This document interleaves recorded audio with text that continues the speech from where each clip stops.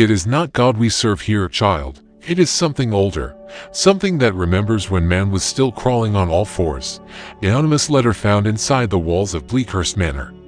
Dated 1812. It begins with the fog. Not the kind that rolls gently across the hills at dawn, but the kind that clings wet and heavy, like a hand on your throat. The kind that swallows the light and dampens even the sound of your own footsteps in the far reaches of eastern Massachusetts. In the marshy hinterlands where towns faded into forests and the land itself seemed in sure weather it wished to be, soil or swamp, there stood a place few dared name out loud.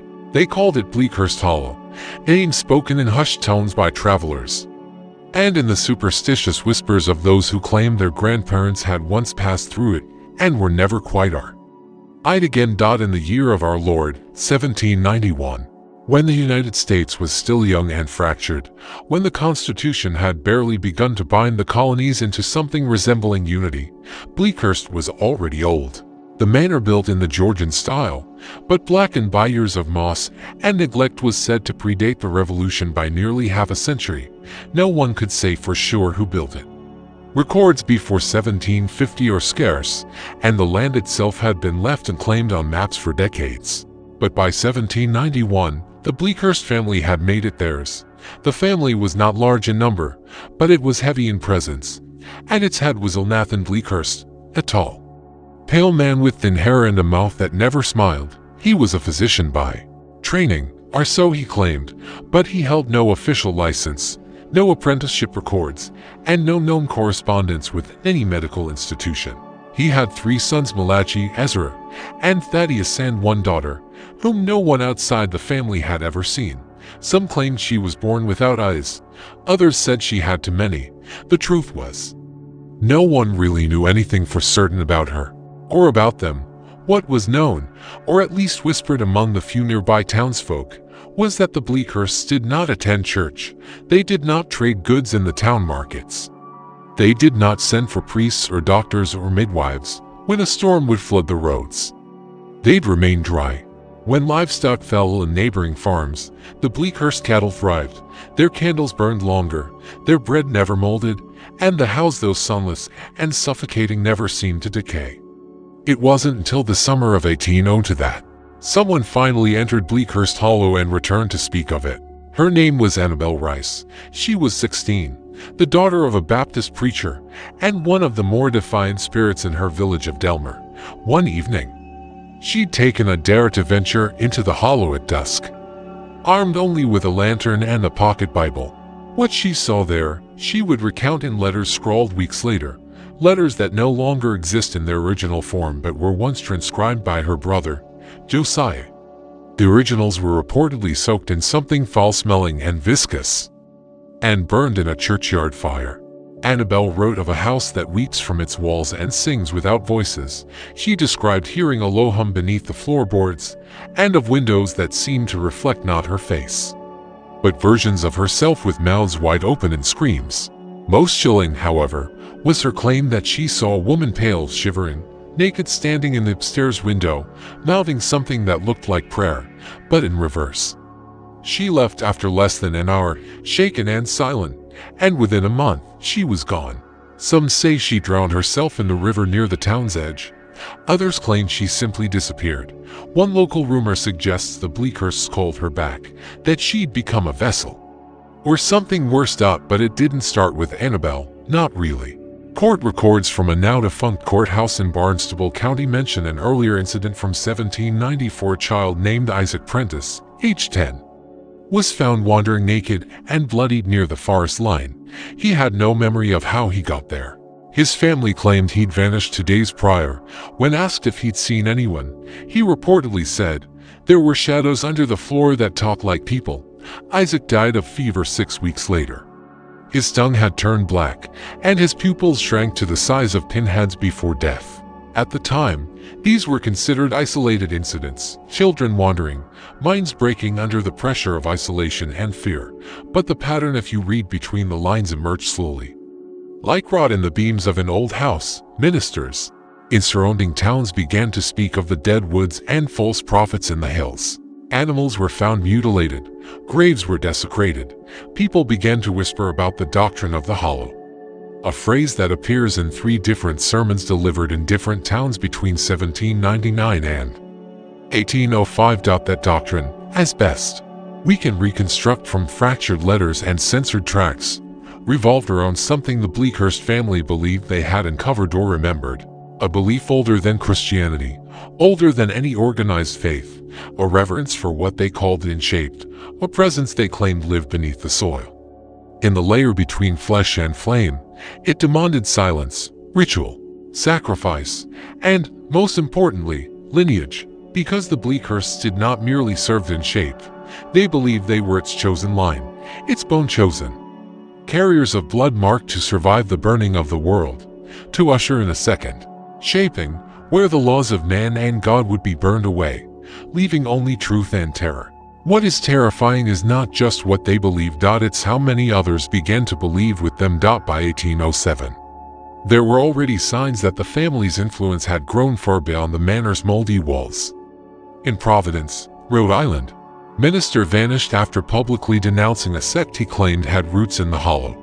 In New Haven, a child was born with severe deformities and branded markings on its chest, sigils that matched carvings found later in the Bleakhurst cellar. It would take another 5 years before the wider world took notice, and by then, it was far too late. There is a peculiar silence that accompanies the descent into madness, not the frenzied kind one might expect from horror tales of old, but a soft, creeping quiet of surrender. And by the year 1812, surrender had become the unspoken agreement in the towns surrounding Bleakhurst Hollow. The name had stopped appearing in local maps. Roads that once passed nearby were overgrown. New churches were built with their pulpits facing away from the north. Locals began to carve protection marks above their doors, crude X's and circles painted with ash and lamb's blood. When asked why, they simply replied, "For the hollow, nothing more, but fear has a scent. It calls to those who feed from it." And in early spring of that year, a man arrived from Boston, driven not by dread, but by curiosity. Reverend Silas Harrow, a stern Congregationalist preacher with eyes like frostbite and a voice that cracked pulpits. He had heard whispers of Bleakhurst from a passing fur trapper, a half-mad man who told tales of singing woods and rooms that moved. Most dismissed the trapper's stories as the ramblings of solitude, but Silas did not. He was drawn to it, obsessed, even. He traveled alone, arriving at Delmer under the pretense of conducting an ecclesiastical census, but within days, he had begun asking questions about the hollow. The villagers would not speak. They turned away, closed shutters, and crossed themselves in trembling hands. Finally, an old widow, Margaret Whitlow, handed him a yellowed page torn from a children's hymn book. There were no notes, no lyrics, only a charcoal drawing, a house without doors, trees with hands. And at the center, a circle of robed figures bent over something too dark to make out. Beneath the image, scrawled in faded ink, "The ground still breathes." Silas Harrow would not be deterred. According to entries in his journal, discovered decades later in the possession of a Yale archivist, the Reverend journeyed into Bleakhurst Hollow on the 9th of April, 1812. His first impressions read almost clinically: observations of the land, its stillness, its damp scent. He described the manor as larger than expected, the kind of estate that seemed built by men who had forgotten warmth. Shutters closed, roof sagging slightly under its own weight. Yet the grounds were strangely well kept. No overgrowth, no fallen branches, as if the land feared disobedience. He knocked. No answer. But the door creaked open. Silas did not write in his journal again until 2 days later. His next entry was disjointed, pages smeared and torn as if written in haste or under duress. He described long, narrow hallways that looped in impossible angles, rooms without furniture but lined with symbols carved into the walls. He spoke of hearing children singing in the floorboards, and footsteps that followed but never arrived. Most notably, he claimed to have seen the family alive and unchanged. Elnatha in Bleakhurst, he wrote, had not aged a day. Neither had his sons. Their skin was waxen but and wrinkled, their eyes both glassy and wet, like something just pulled from a lake. The daughter, whom he called only the girl with the silent mouth, sat at a table of bone. She did not blink, Silas stayed longer than he meant to, much longer. When he finally stumbled back into Delmer 9 days later, clothes shredded, and feet bare, he could only repeat one phrase, "They are beneath us now." He died in a church bed 2 days later, screaming in a dead language. The undertaker refused to prepare the body, claiming his skin had begun to peel in sheets of yellow-gray, like a molting thing. They buried him in a sealed box, deep in the woods, with no headstone.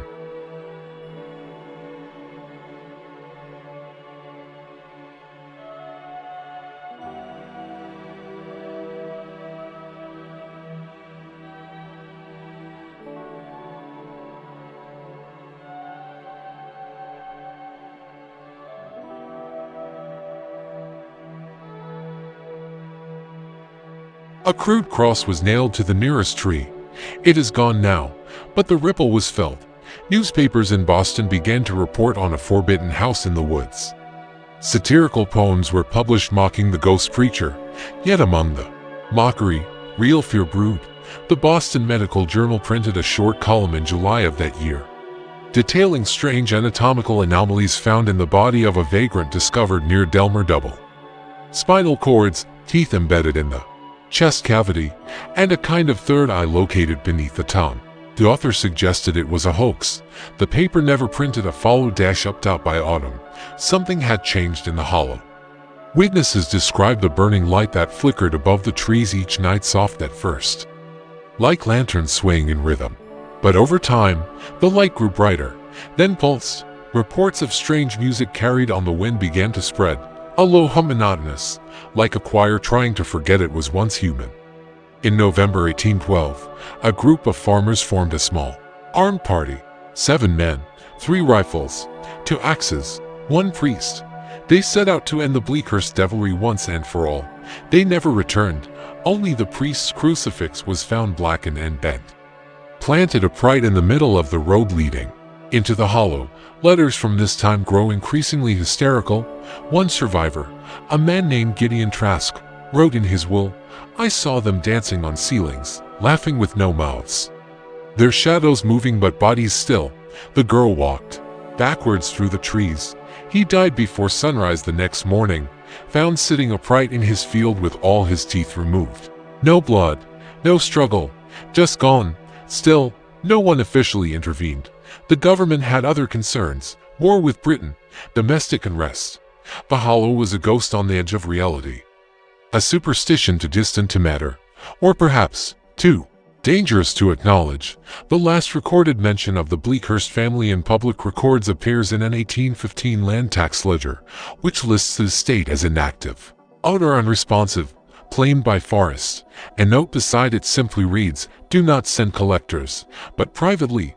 The story did not die. Letters between scholars, doctors, and ministers, often sealed in red wax and marked with glyphs, circulated quietly. They spoke of a ritual known as the blood weight, of voiceless midwives, of rooms that feed. Many of these documents were eventually seized and sealed by what would later become the Historical Preservation Division of the U.S. Department of the Interior. Their contents remain classified. And then, the silence returned. For over a decade, no one entered the hollow. No one spoke the family's name.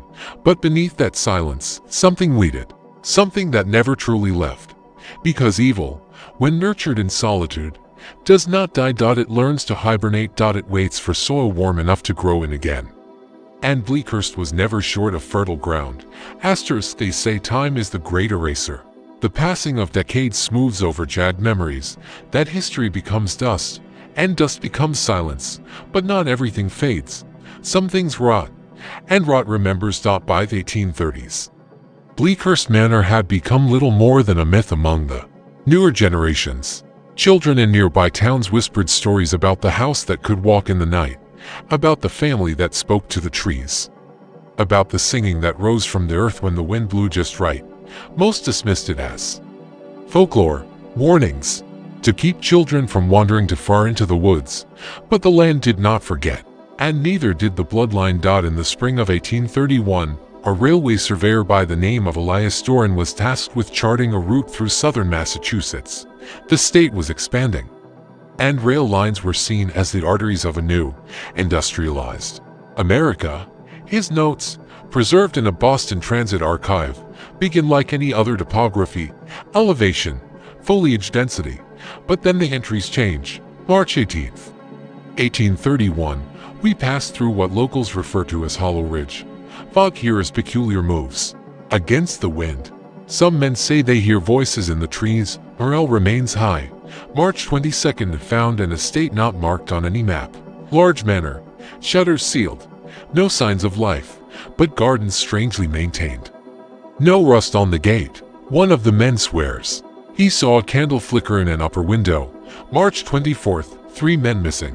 One returned without shoes. He won't speak, only stares at the sun until his eyes water.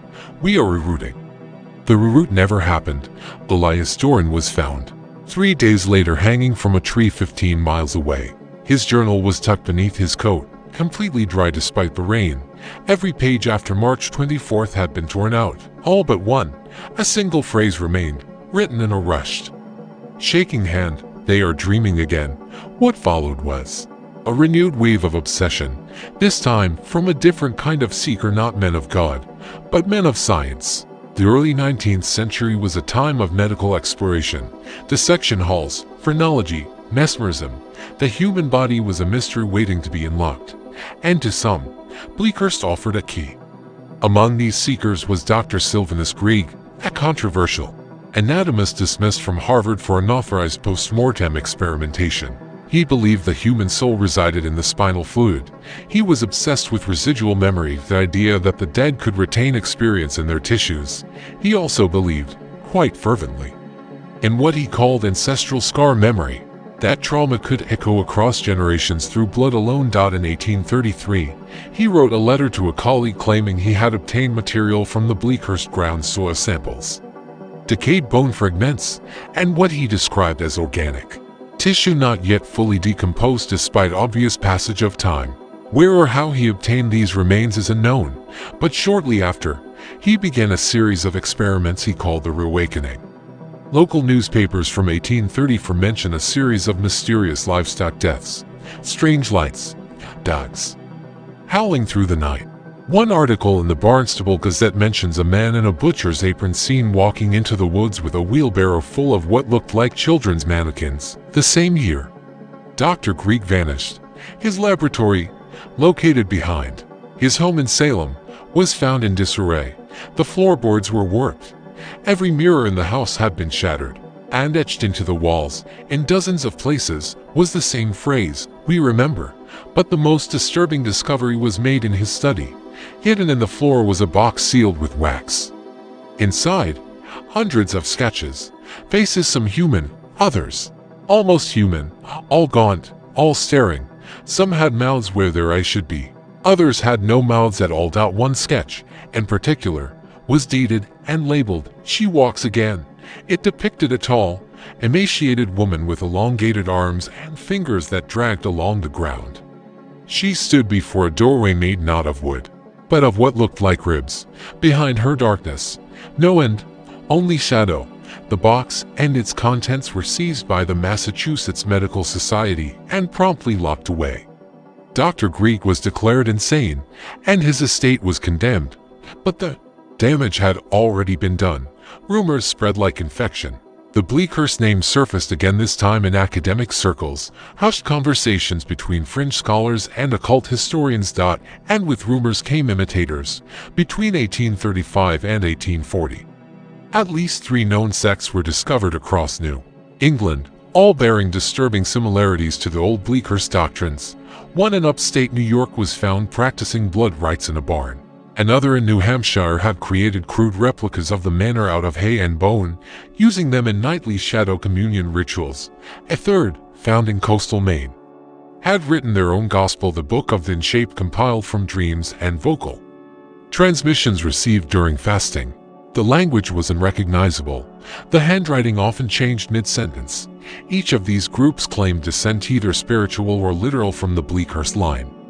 They believed that the family had never truly died, only transformed, that the land had taken them in and reshaped them into something eternal. None of these sects lasted long. By 1842, all had either vanished or been arrested. The main group was found drowned. 20-7 people laid out on the beach in a perfect spiral, hands clasped, no boats, no footprints, just seaweed in their mouths. And yet, the manor still stood. Despite every attempt to seal the land, to burn it, to collapse it endured. One official effort, funded by the state in 1846, involved setting fire to the surrounding forest in hopes of isolating and destroying the property. The blaze lasted for 3 days. When smoke cleared, the trees were ash, the animals gone. But Bleakhurst remained untouched. Reports claim the fire line stopped exactly 33 feet from the front gate, as if held back by some invisible wall. The only thing that changed was the sky. Witnesses say the clouds above the hollow now moved differently. The townsfolk gathered, not as farmers or shopkeepers or ministers, but as something older, something angrier. Torches, shovels, salt. They walked into Bleakhurst Hollow not as curious minds or fearful witnesses, but as executioners. And what they found? Well, that is a chapter unto itself. It was the night of October 13, 1851, when the people of Delmer and from neighboring towns of Wicklow and Eddington gathered in silent agreement. No more waiting, no more prayers that fell on deaf ears. Whatever had taken root in Bleakhurst Hollow was no longer a distant infection. It was spreading, and they could feel it, in their dreams, in their animals, which refused to eat, in their newborns, who were born with open, staring eyes and lips that moved without sound. A group of 23 men and women marched into the hollow that night, armed with salt, iron tools, crucifixes, oil-soaked rags, torches, and holy scripture. Their faces were pale, not from fear, but from something deeper, resignation. Many of them had already lost children, spouses, sanity. What they sought wasn't just justice, it was erasure. They didn't speak as they approached the gate. No one dared. But when they arrived at the manor, they found the front door open, not swinging, not broken, open as if expecting them. As if the house had been holding its breath for decades and had just now exhaled. Inside, it was dark, of course, but not the kind of darkness one could burn away with flame. The torches lit the way.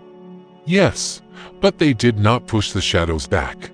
Instead, the light floated, suspended in an air that grew colder and thicker with each step. The entrance hall was coated in dust, but not the dry kind. It clung to their boots like soot and stuck to their throats like ash. One of the men, Isaac Callow, wrote later in his deposition that the air in Bleakhurst tasted like wet teeth. Another described the house as breathing walls that shifted subtly when no one watched, floors that pulsed when you stood still too long. They moved forward in groups, sweeping through the manor, calling out the family name. But no one answered. The house was not abandoned, but it was empty. No furniture, no portraits, no signs of domestic life. Just strange things left in each room: a child's dress nailed to a ceiling beam, a piano with every key carved with symbols, a basin filled with black liquid that reflected faces that were not their own. In the eastern wing, they found what they believed to be the chapel. It had no cross, no altar, just a wide, circular room with concentric rings of symbols etched into the stone floor. At the center, a pit, shallow, but blackened with something tar-like. Along the walls, bones were arranged in patterns that defied anatomy. Spines bent into spirals, skulls split and opened like flowers. One woman, Mary Deacon, was heard vomiting uncontrollably and collapsed. She later claimed she saw her husband's face in one of the skulls, though he had died in the war 2 years prior. In the cellar, they discovered the true horror. The stairs were narrow, and each step downward felt like being swallowed. The smell hit them before they reached the bottom, sweet and sour, like rot and perfume. The floor was damp. Mold dripped from every beam, but it was what hung from the ceiling that shattered their minds. Cages, dozens of them, rusted iron cages hanging from thick chains, and inside them remains, not skeletons, not corpses, remains, flesh that refused to decay. Some had eyes that still wept. Others had mouths twisted open, frozen mid-scream. One man claimed one of them blinked. There were children among them. Each cage had a nameplate, engraved, polished, as if someone still tended to them. They bore the names of the missing children: Sarah Finch, Isaac Prentice, Annabelle Rice, even Reverend Silas Harrow. But the most disturbing of all was the final chamber. Behind a sealed iron door, they found a room colder than the dead. Its walls were covered in paper handwritten pages, journals, anatomical diagrams, hymns. In the center stood a table of black stone, and on it, the girl. She had not aged, pale, silent, eyes glassy but wet, lips sewn shut not crudely, but surgically, with precision. Her chest rose and fell shallowly, as if sleepwalking through time. Her hair was long and matted, tied with faded red ribbon, and around her neck hung a pendant, shaped like a spiral carved in bone. As the townsfolk approached, the girl opened her eyes wider, and then, slowly, she smiled. That was when the house screamed. Not creaked, not groaned, screamed, a sound from the walls, the floor, the ceiling. Like every brick and nail had found a voice and decided to speak. It wasn't a shriek of pain, but of joy, of something finally waking up. The torches blew out. The air turned to frost. The walls began to drip. The floors convulsed. Some tried to flee. Others knelt and began speaking in tongues they had never learned. Isaac Callow stabbed himself in the ear with an iron nail. Mary Deacon was found rocking in the corner, her eyes scratched out, whispering, "They're under our skin, they're under our skin." Only 7 of the original 23 made it out of the hollow. The manor did not burn. They tried, with oil, pitch, fire, but each time the flames rose, they were smothered by wind that came from nowhere. They even tried to bury collapsing parts of the surrounding forest in a crude landslide. But the next morning, the manor was intact, unharmed, waiting. A formal report was filed with the county, but never published. A private letter from a federal surveyor, found decades later in a Yale archive, states plainly, the structure is immune to natural law. Recommend complete quarantine of the area and redirection of infrastructure development. By 1853, Bleakhurst Hollow was cordoned off. Trees were planted to mask the roads. Maps were reprinted without the name. The land was sold to a logging company that mysteriously never logged it. Eventually, a paper mill was built nearby. Its own employees warned never to cross the fence line. But the girl, she was never seen again. No one knows what happened to her. Some claim she still sleeps beneath the house. Others believe she was not a victim but the cause, the heart of the hollow.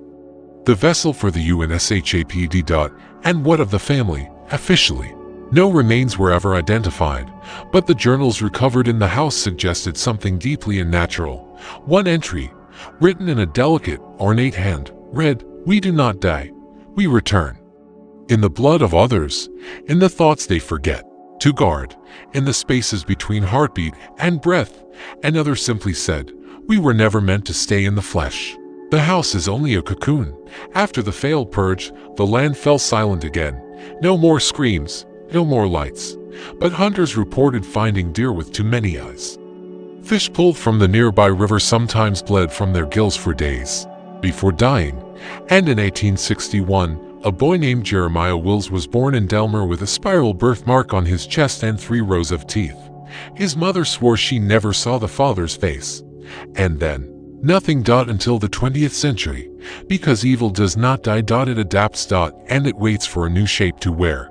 Asterisk. By the time the 20th century began its slow crawl into modernity, Bleakhurst Hollow had been reduced to myth. A ghostly footnote whispered among archivists and rural elders, spoken of in code by historians too cautious to attach their names to what they'd found, but even forgotten places cast long shadows. The railroad surveyors never came back. The paper mill shut down mysteriously in 1909 after a series of workplace incidents for suicides, to missing persons, and one man who plucked out both of his eyes with a mechanical hook press. No charges were filed. No inquiry launched. The company simply boarded up the plant and walked away. But silence, as history has taught us, is not safety. Its breeding ground. In 1924, the Hollow drew attention again, this time from the newly formed American Society for Psychical Research, based out of New York. The organization was a patchwork of scientists, spiritualists, and fringe psychologists, determined to prove or disprove the existence of paranormal phenomena. It was the era of seances, ectoplasm, and whispered communications with the other side, but Bleakhurst offered something more tangible. Dr. Walter Maynard, a prominent figure in early press psychology, requested permission from the state to conduct a formal investigation into the area then referred to only as Parcel 616. His request was denied, so he went anyway. His team included two graduate assistants, a spiritual medium named Viola Bain, and a stenographer to document the proceedings. They set up camp less than half a mile from the manor. Over 3 nights, they recorded fluctuations in temperature, erratic compass movements, and electromagnetic anomalies in the soil that caused their instruments to glitch and freeze. But on the 4th night, Viola Bain insisted on entering the manor alone. She claimed she had been contacted in her dreams. She called it the choir beneath, and said it was singing through the mirror. Against Dr. Maynard's protests, she crossed the threshold of Bleakhurst Manor at dusk. Wearing a rope of copper bells around her waist for safety, the team waited. The bells stopped an hour later. Then came the laughter. Dr. Maynard described it as childlike and cruel, as if a nursery rhyme had grown teeth. The team approached the house, only to find it sealed from the inside. When they finally forced their way in, they found no sign of Viola, but etched into the dust on the floor by what means no one could determine was a message: she walks again, beneath skin, beneath stone, beneath time. No official. Some say something came back with him. What few know, what only recently surfaced through declassified documents, is that Bleakhurst Hollow was later purchased by a private consortium under a false name. The buyers were linked to a shell company, funded by a man named Barrett W. Gale, grandson of Ezra Bleakhurst. Yes, the same Ezra listed in the journals from the early 1800s. This shouldn't have been possible. Ezra Bleakhurst, if alive during the 1790s, would have died long before the Civil War. And yet no death certificate exists. No grave, no obituary, only census records that trace a peculiar lineage through various aliases. Names like Ellison Gray, Brother E. W. Gale, all attached to men with similar descriptions: thin, pale, soft-spoken, always photographed in profile. From 1943 to 1951, the hollow was closed off completely, registered under a federal black site code during WWI. No documentation reveals what occurred there, but local rumor tells of trains arriving at night and marked covered wagons, no soldiers seen, only men in white coats. Then silence again until 1962. That year, a journalist named Daniel Rusk published a series of articles in the Boston Herald under the title He Quiet Soil. In them, he alleged that Bleakhurst Manor still stood uninhabited but not empty. He interviewed residents of Delmer who recalled the girl in red ribbons, the room of cages, the breathing house. One man, an old farmhand, claimed his father had helped bury something under the chapel floor in 1901, something still twitching. Rusk was preparing a full expose when he vanished. His body was never found, but his typewriter was recovered in a hotel in Taunton. A page still in the roller read, "There is no manor, there is only mouth." His editor resigned a week later and checked into sanitarium. Yet, the most unsettling development occurred in 1977. When a team of geologists performing underground surveys for a new dam project reported an anomalous cavity beneath the area once known as Bleakhurst Hollow. The cavity was not natural. Its dimensions were symmetrical. Its walls were reflective. One surveyor claimed it echoed when no sound was made. Another refused to return after his equipment picked up what he described as a heartbeat, but bigger. The project was rerouted. The documents were buried, but they weren't buried deep enough.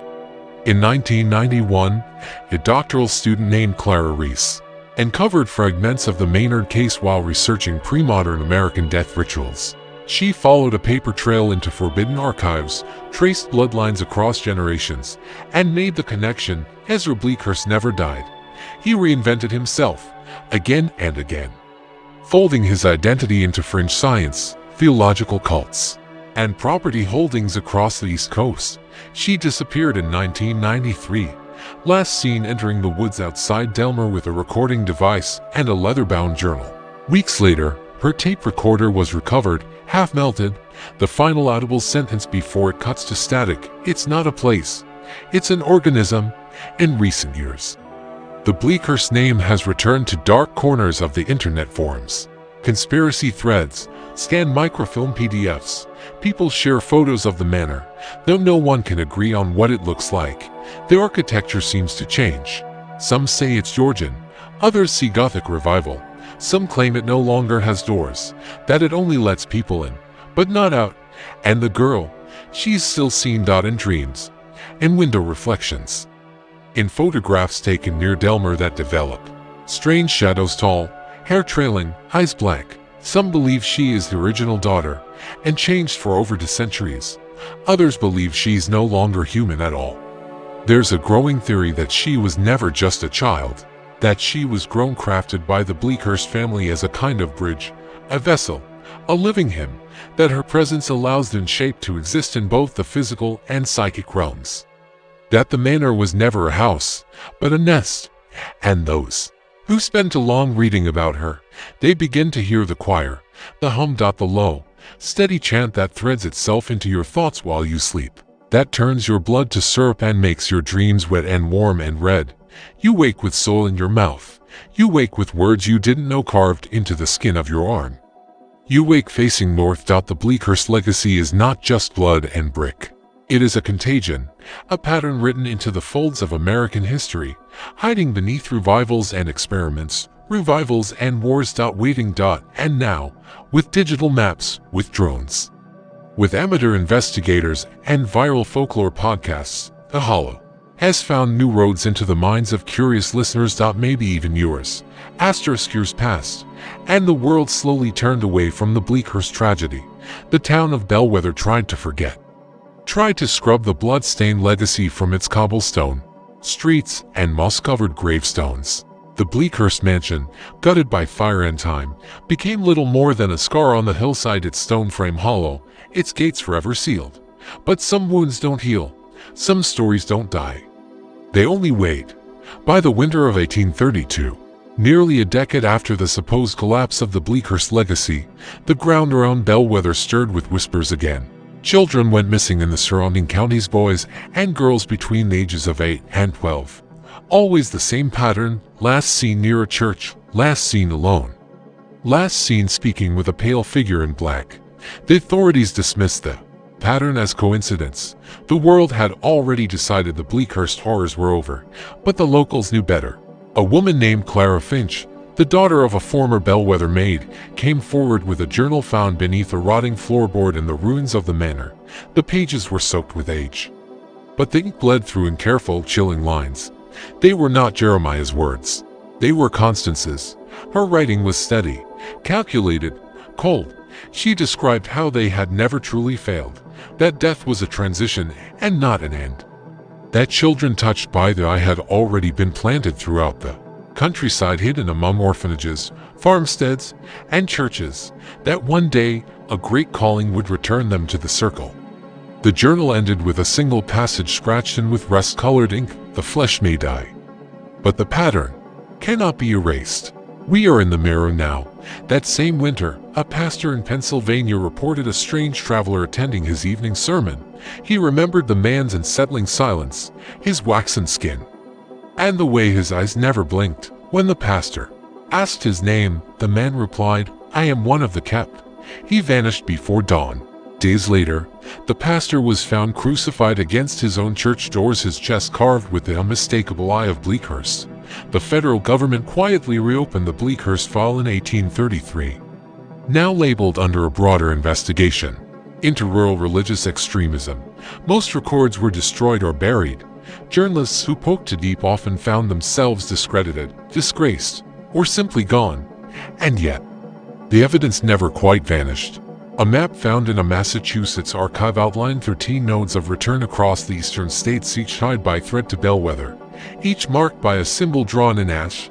In 1841, a former Pinkerton agent named Elias Trent published an underground pamphlet called The Bone Choir, alleging that a hidden sect of Bleakhurst loyalists had infiltrated private schools and asylum boards, continuing their work under the guise of philanthropy and spiritual reform. His final printing included a sketch one drawn from a dream he claimed he'd had every night for 3 years. It was the Bleakhurst mansion, rebuilt, but the sky above it was cracked open. And from it, something vast and inhuman stared down upon the earth. Elias disappeared the week after it went to print. No one ever found his body. To this day, Bellwether sits quietly beneath overgrowth and shadows. It's not on most maps. Locals say the trees around it never lose their leaves, even in winter. That no birds sing within its bounds.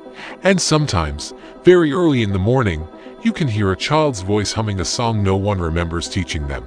A tune made of 9 notes, always 9. Tourists who visit the ruins of Bleakhurst Manor sometimes report strange things. Cameras malfunction, clocks stop ticking, cell signal vanishes altogether. One visitor described hearing heavy breathing behind a wall that no longer existed. Another saw a pale woman standing at the top of the stairs where the staircase had long since crumbled. Her face, they said, was both young and impossibly old. And she smiled. More disturbing still, reports of a secret society calling itself the Marrow Circle began circulating in 1850s Chicago and later in Boston.